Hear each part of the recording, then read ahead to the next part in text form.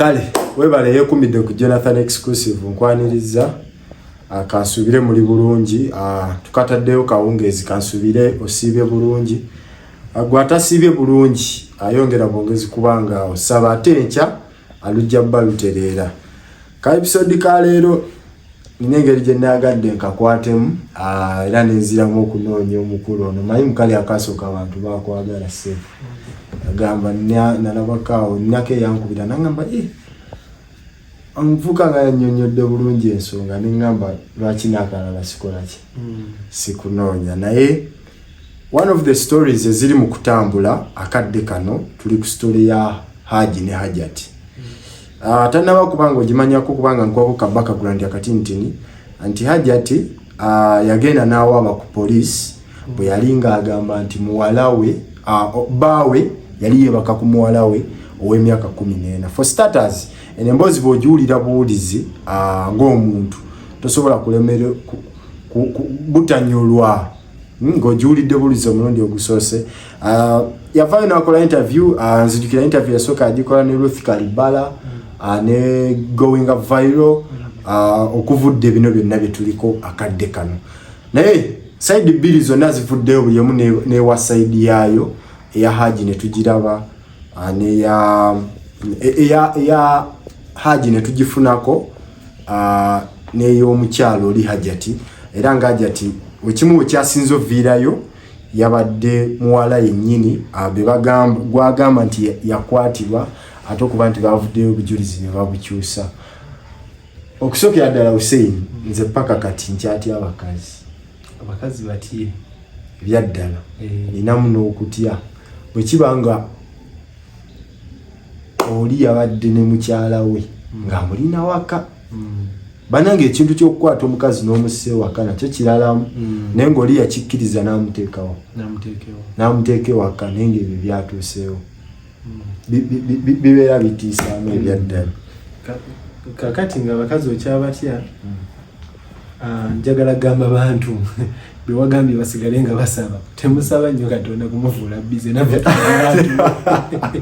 Katonda temuviirako naffe twagala naye temumufuula nnyo bize ensonga eyo ey'omwami omwami Hajji ne Hajjat Hajjat agamba mbu Hajji yafibudde omwana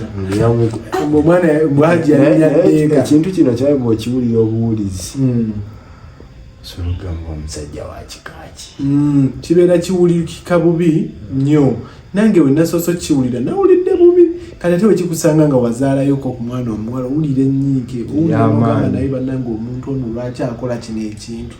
naye bw'oyongera ne wekkaanya ne weetegereza ogenda okwesanga si kituufu kuwuliriza sayidi emu eddiini gy'ensoma etugamba nti nno obujulizi buba bwa mirundi emeka 3 oyo eyalabye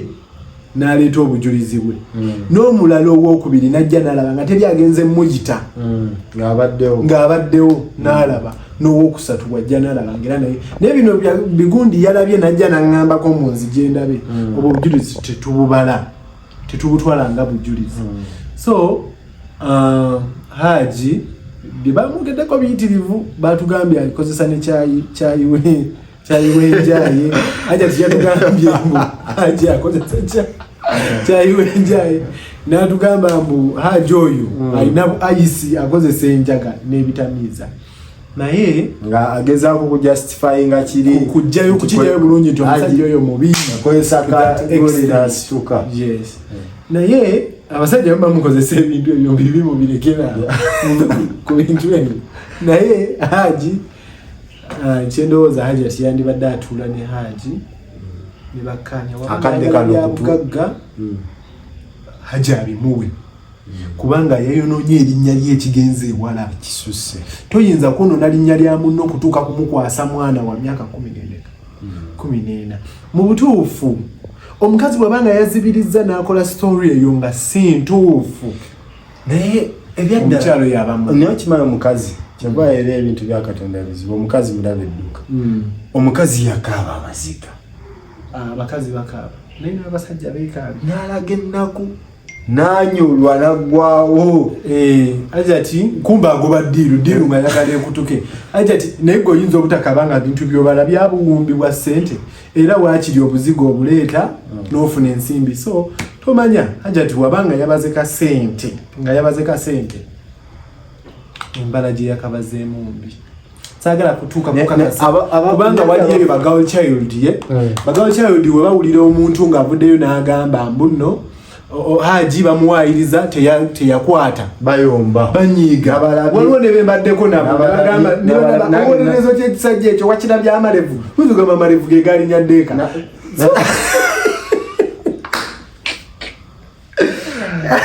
omwana mpulizize nangamba bwagamba levu ng'ogamba otya mu teyakwata mwana kati nebirowooza mulingamba neno omwana kale kwegamba omukyalo oyo yasize obukyayi buli mubakyala banne bonna bakyayi abasajja naye naffe bwe tunaamala ne tukizuula mbuno omukyalo oyo ebintu bino yabipanze nga bwe tukirowooza naffe twetaaga tukyawa abakyala nze kyeŋŋamba beetaaga naffe ne batukolerayo akabiina nga Hussein mukazi wo bw'asula nga yakkubye noddukano ga bannange nga bwe bali we balina bannange minisita balamu oliwa mukyala wange yasuza nkuba bannange balamu sisobola muloope ayinza okungamba omusango gukkirize balamu aŋŋambirawo kaakati nno munnange olaba otya bukkiriza omusango ogwo so sisobola lopa obwe ne webabeera nga yagulidde akakiiko naye abakyala n'okusinziira ku bigambo ebivuddeyo ku saidi zonna nalabyeko muganda wa Hajjat Zula yayogedde vidiyo ye wagirabyeko nalina akakiripu kewansindikiddeko kenala aka Hajjati yagambye Hajjati yabadde ayogera banaye wandikatereddeyo abantu ne bakalaba Hajjati yabadde afubutuka oluzungu yagenze n'atugamba kansooke nkuviire eddala ino gye kikatandikira kutyonzide yabadde anzise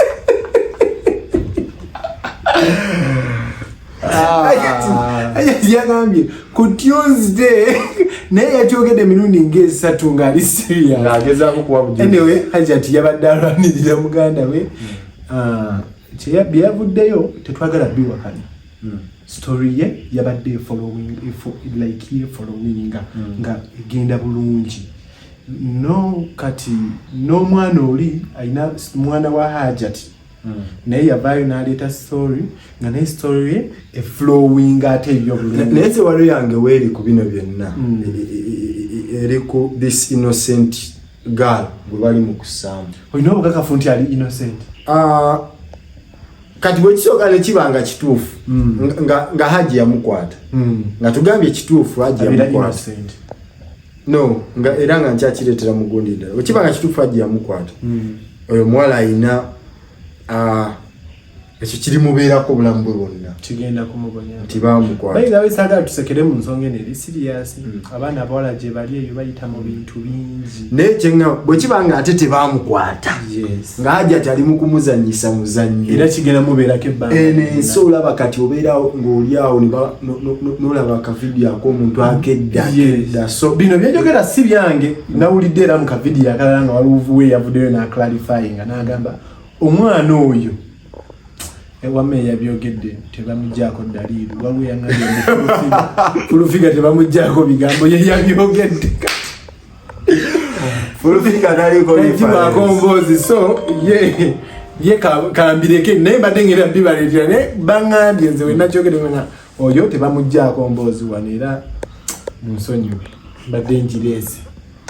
naye nga batugamba Hajjati oyo naye si mwangu okusinzira ku ntambula ze omanyi waliwo omuntu akubikira nga bwakubikira weetaaga osooka okuba essimu olaba oba byandise bituufu naye kati gwe story nga bwozza ogiraba kiki kyolowooza kituufu si kituufu onkiso mugugu kuba sina bwe mpaayo Hajji olw'okubanga mbw alina ebirevu nenkakaza mbw Hajji yalinnya eddeeka kati okulinnya ddeeka kati sirina na bwe ngamba mwana muwala oli ngambe muno bannange omwana oyo balimba tebamufibula no sirina bwe nvaayo kikakasisaawo eno n'okusinzira ku bijja byonna ebijja bivaayo biraga n'omukyalo ono Hajjati alina ebintu byazze ng'akola ng'ebintu ebyo byazze akola nabyo bituleetera obuteesiga bigambo byaleeta twetaaga tuwulirizeko ku Hajji mwennyini. Katambike twawulira aka Hajji yabadde yeetondera Hajjati nga jangu tutule abo baveeko jangu otule nange twogere nze nga Hajji alinga alaga nti omusango yagukola. Ng'alinga agamba mbu omusango yagukola. Naye bw'otunula omusayidi endala waliwo wootuukira ku kisenge kubanga Hajji ebyabadde bimuluma ali ewantu ewakyafu ali so otuuka n'owulira nga weetaaga otule n'omuntu eyakusibye muteese. Kubanga eno ensonga ey'omwana atanaweza myaka 18 si ya Hajjati, nsonga ya ggwanga bannange. Oyo omwana wa ggwanga Hajjati tebimu yaloopye yabireese yes naye ensonga eyo ya ggwanga gavumenti etuyambe enoonyereze bulungi nnyo. Mu bufunze tolina Saidi njirina ewa anti apo Saidi njirina Saidi ojirawo Hajji bwe biba bituufu nze ndi ku Saidi yo. Hajji wabanga walinnya ddeeka mbadde nkyali ku Saidi yo as per now naye no according ku mboozi nga bwe zizze zivaayo sinzira ku mboozi lwakuba akadde kano information y'abantu balina gifunira ku social trusted. Yes. Because kati buli muntu aleeta ate ensi yakyuka kati jjukira wano wetuli. Oli asobola okukwata omuntu kati n'akwatanga mukama wangu yali mutuyambako just from nowhere n'atuula n'alaga nti amanyi nze muganda wa Hajji golaba Hajji oyo golaba namulaba nga anywa gundi chai gwe just for views. Anyway naye yakulanira story naye nga bekuwe kibe nanga kya views. Kyova kyengamba nti abantu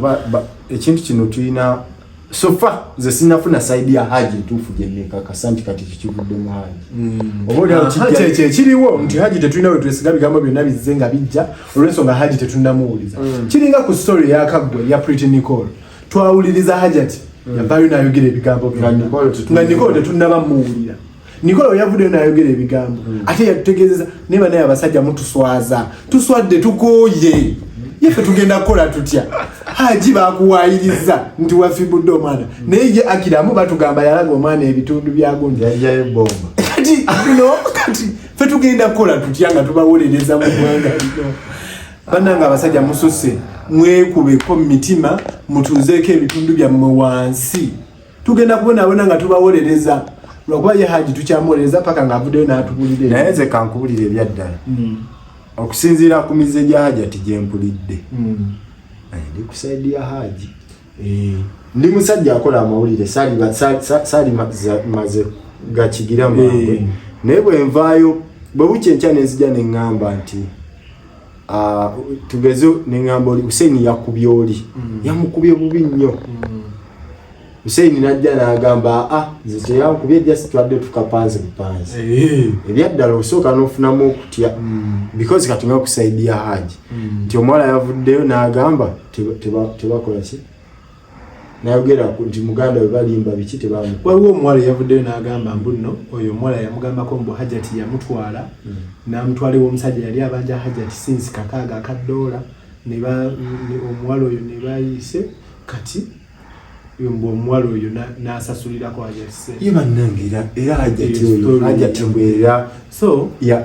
ne bannange Hajjati ono naye Hajjati Mungu akusaasira tuyizo babitogera naye nawe Mungu akusaasira Hajjati oyina omukulula oleta gundi ya kaka nawuliddeko oba yadde muko wa Hajji yagambye nti Hajjati oyo yewambako mbu bamubanja Hajjati byatannaba kukola tebiriyo. Hajjati mu mawulire ga bukedde gwe nagalabye n'oli omukazi gwe nagambe gwe batajjako dalilu yakyogeddeko mbunno Hajjati yalimba Hajji oyo mbu ye mwana wa minisita era amawulire ga bukedde ne gakikuba ne gamba Hajji yewangulidde omwana wa minisita nga kituufu bugedde yagakuba before all this ng'omukolo gwabwe nga beewasa mbuyo mwana wa minisita ki tetumumanyi. Hajjati soko tubulire tukufunye Hajjati okukkiriza biri byonna tubulire minisita akuzaala bw'omala tubuya minisita oyo akuzaala kubanga amawulire nagalabyeko agabukedde agafuluma ku mukolo gwabwe omukyalo oyo ne bamuwa Pajero TX kati Hajjati okukkiriza byonna Hajji yo sente baddewe Hajji kaka sente alhamdulillah Mungu abadde yamugemulira so Hajjati okukkiriza byonna byozonga otugamba tubulire minister ki taata wa minister wachi ya ministani bwe tuzuule ekyo byonna tugenda bikiriza Hajjati vaayo mulundi toyo nabudde ku Hajjati vaayo tubulire minister akuzaala bwatu muzuula bwe bufunze Hajjati abaddemu buferefere Hajjati watebera senior fere Hajjati tubulire because it's a ngamba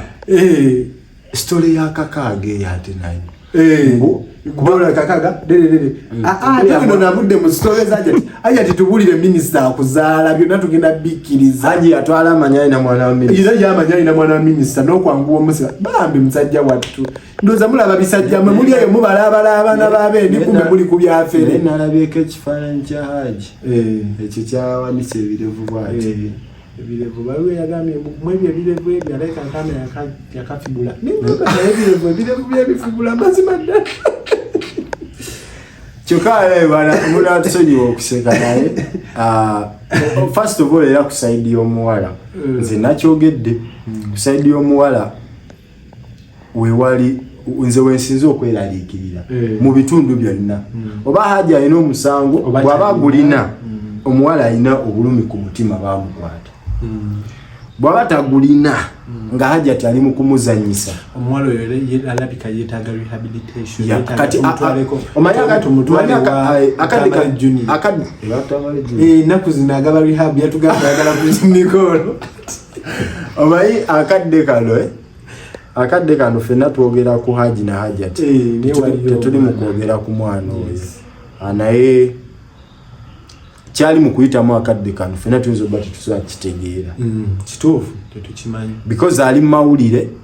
kati oyo omwana emyaka gy'alina ne ku ssomero gy'ali so bba nga ddaali nayo boyfriend abaana babeera nabo bintu byakyuka kati omwana omusanga myaka 2 nga yakaagala ku basajja 5 kitabudde kuba Nicola alina 16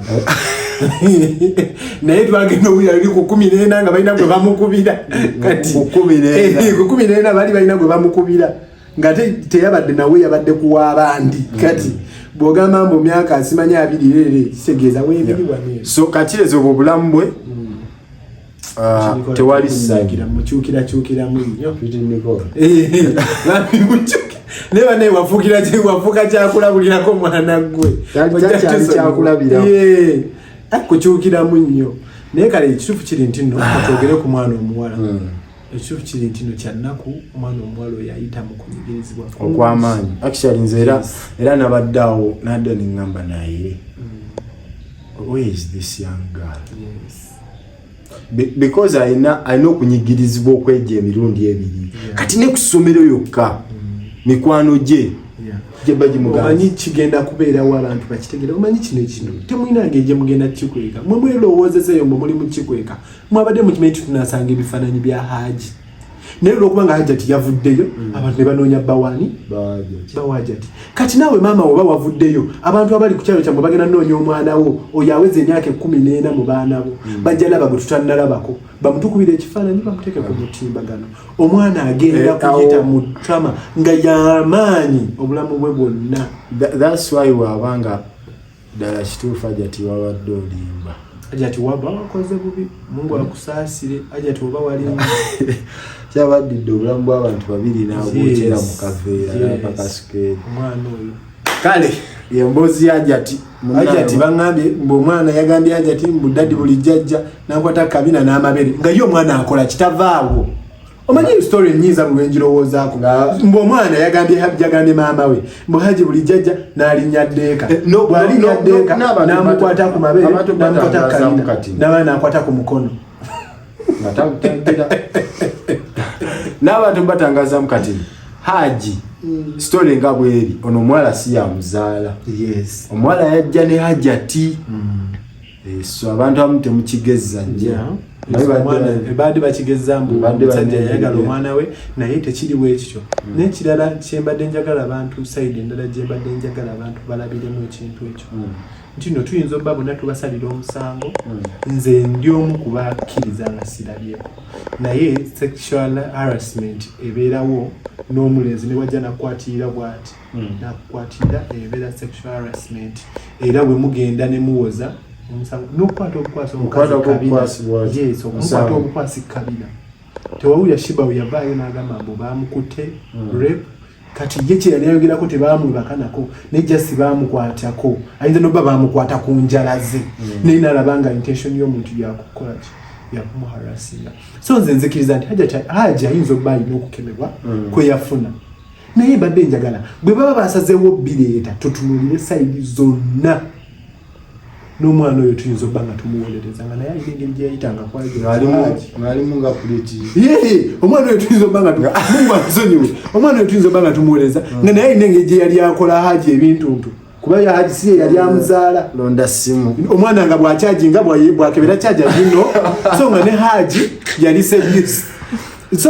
sagala wolereza Hajji abakazi bagenda kunyiiga naye nga ne Hajji njagala mumulowoozeeko ku sayidi mu bufunze kyogamba naye omuzadde agamba omwana wa myaka 14 omwana wa myaka 14 ekifaananyi kiri nti omwana yafaanana atya ku myaka 14 omwana wa myaka 14 wallahi